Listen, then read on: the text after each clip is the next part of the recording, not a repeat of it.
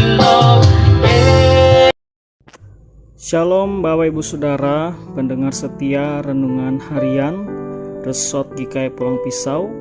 Hari ini Kamis 7 September tahun 2023. Saya Vikaris Daniel akan membawa kita dalam renungan harian sebagaimana Almanak Nas Gereja Kalimantan Evangelis. Hari ini firman Tuhan terdapat dalam kitab Yeskiel pasal yang ke-24 ayat yang pertama sampai yang ke-14 dengan judul Lambang Kuali yang Berkarat.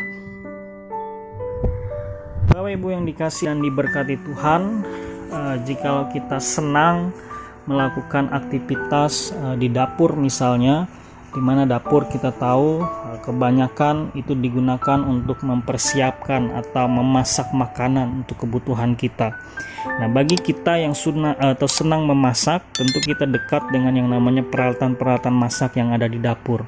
Nah, kebanyakan peralatan masak yang kita gunakan itu terbuat dari logam atau besi, atau logam yang mengandung besi. Nah, peralatan masak yang terbuat dari logam, secara khusus yang mengandung besi ini, dia akan mudah sekali beresiko terpapar yang namanya karat atau huang bahasa itah teh batagar. Nah, jika sudah terpapar yang namanya karat atau batagar ini tadi, maka peralatan masak tersebut akan mudah menjadi rapuh dikatakan. Dia mudah larut, bahkan pada saatnya nanti logam itu akan menjadi zat yang berbahaya, yang beracun jika terus-terus digunakan.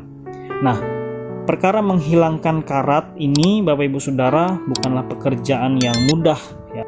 Bahkan cenderung kita ketika menemukan peralatan masak yang sudah berkarat atau sudah tidak layak ini, kita lebih memilih untuk menggantinya dengan yang baru, membeli yang baru dan membuang peralatan masak yang berkarat ini karena sudah tidak bisa digunakan.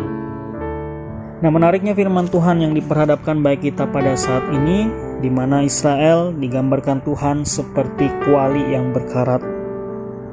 Dalam perumpamaan ini dikatakan kuali yang berkarat tersebut dituangi dengan air yang mendidih, dimasukkan daging dan tulang ke dalamnya, dan dibakar dengan api yang menyala di bawahnya. Besar api tersebut membuat daging-daging yang ada di dalamnya menjadi benar-benar matang, dan juga tulang yang ada di dalamnya tadi menjadi hangus. Tetapi menariknya, api yang besar yang digunakan untuk membakar kuali tersebut tidak membuat karat yang ada di dalam kuali tersebut terkikis dan hilang.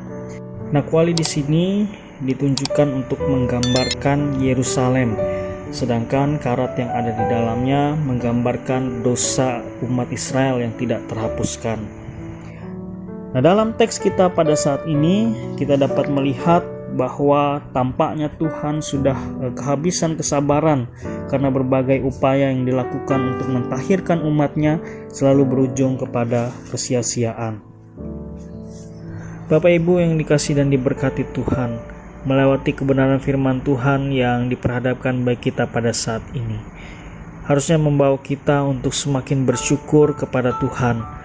Meskipun dosa-dosa dan pelanggaran kita diibaratkan seperti karat yang melekat erat dan susah untuk dilepaskan, namun nyatanya anugerah dan kasih Tuhan justru jauh lebih besar untuk menyelamatkan kita. Kristus sudah mati di kayu salib. Ia menanggung hukuman dan dosa-dosa serta pelanggaran kita. Tidak ada yang mustahil ketika kita selalu mengarahkan hidup kita kepada Tuhan. Karena itu, pada saat ini saya mengajak kita, mari bawa hidup kita untuk selalu bersekutu dengan Tuhan, supaya dosa tidak menjadi bagian yang sulit untuk dilepaskan dalam kehidupan kita. Kiranya Tuhan Yesus senantiasa memberkati, menyertai keberadaan kehidupan kita seterusnya. Amin. Bapak Ibu Saudara, saya mengajak kita untuk bersatu hati di dalam doa. Mari kita berdoa. Terima kasih Tuhan untuk firman yang boleh kami dengar saat ini. Biarlah itu boleh berakar dengan kuat di dalam hati kami dan terus berproses mengalami pertumbuhan yang baik serta menghasilkan buah berkat baik dalam kehidupan kami, terlebih juga bagi orang-orang lain yang merasakan dampak kehadiran kehidupan kami. Dalam kesempatan saat ini kami mau berdoa untuk majelis dan jemaat, secara khusus jemaat GKE Anjir Pulang Pisau, Gereja Bintang Timur. Diberkatilah jemaat Tuhan yang ada di Anjir Pulang Pisau ini, majelis jemaat dengan seluruh tugas tanggung jawab pelayanan mereka, warga jemaat dalam keberadaan kehidupan mereka masing-masing. Kami menyerahkan ya Tuhan setiap pergumulan, masalah, bahkan juga mungkin tantangan pelayanan yang boleh mereka hadapi saat ini. Biarlah kasih Kristuslah yang senantiasa boleh menggerakkan mereka untuk dapat sehati sepikir untuk membangun persekutuan yang baik di tengah-tengah jemaat. Dalam setiap pelayanan yang boleh mereka lakukan, kiranya mendatangkan kemajuan, menjadi berkat bagi seluruh jemaat, terlebih menghadirkan kemuliaan bagi nama Tuhan. Terima kasih Tuhan, ini doa kami naikkan dan kami alaskan hanya di dalam satu nama, yakni di dalam Yesus Kristus Tuhan dan Juru Selamat kami. Amin.